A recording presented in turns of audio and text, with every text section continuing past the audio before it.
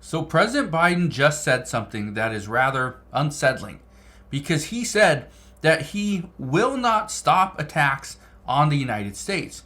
And in fact, these attacks he knows are going to happen.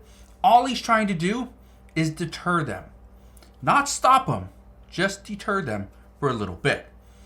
Now, I'm going to address what's going on here. I will read a quote from President Biden himself, and I will address how the American people are going to be impacted. All I ask is one thing. It takes 2 seconds. Go ahead, hit that like button if you enjoy these daily updates. And now, let's begin.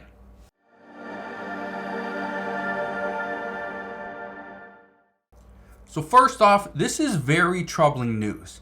When the President of the United States is coming out and saying that he understands these attacks are going to occur, but all he's trying to do is slow them down, prevent them from happening at the frequency in which they're happening right now. Well, that's concerning. And the reason why this is so concerning is pretty simple. U.S. troops have been attacked over 100 times in the past couple of months. More than 100 times. This is where things are starting to get serious because now we're seeing critically injured troops. We're seeing more buildings being demolished because people in Iran, these Iranian-backed militants, there's Hezbollah, there's Hamas, the Houthis, they continue to attack U.S. troops. And eventually, it could hit U.S. soil. Not saying it will, but it could. And that's the real threat. Just look at this. Says Biden says U.S. airstrikes in Iraq aim to deter Iran and militants from attacks. It's not meant to stop them. It's just meant to slow them down long enough that hopefully this war between Israel and Hamas will end. That's the plan.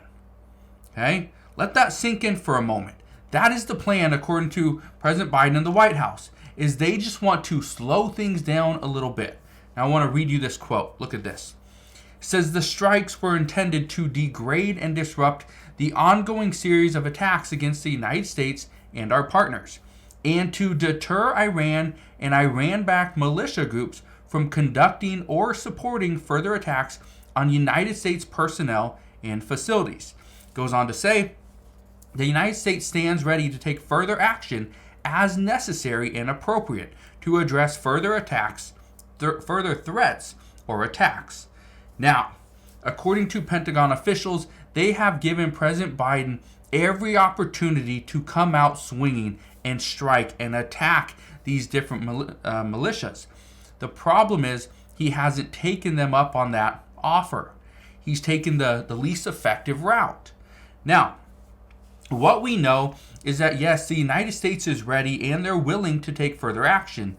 However, multiple reports are stating that President Biden does not want to be the one coming out swinging.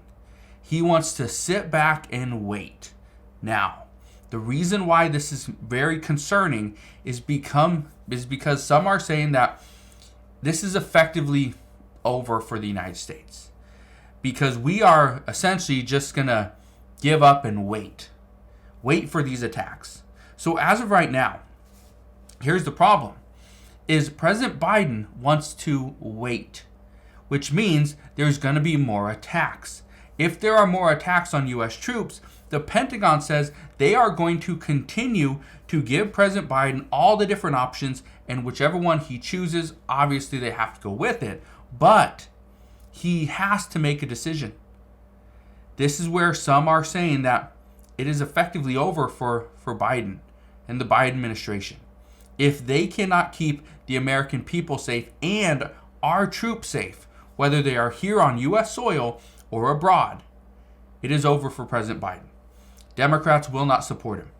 Democrats, according to multiple reports, are very upset that our troops can continue to be attacked because when they look at their polling numbers, when they look at get these responses from their constituents, they're not happy.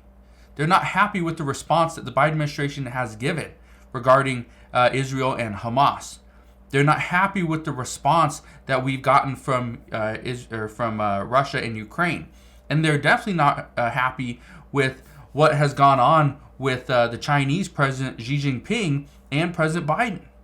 they don't agree on anything, and there's a higher than likely chance that the US and China do get into a conflict. Maybe not a war, but an increased conflict, simply because of Taiwan. Now, I do want to read you one other thing. This is what we know regarding Russia and Ukraine, is that the United States is going to provide $250 million in arms, equipment, just to Ukraine. This is going to happen this year. This is going to happen within the next week. Okay, this is the final $250 million. It's million with an M, not a B.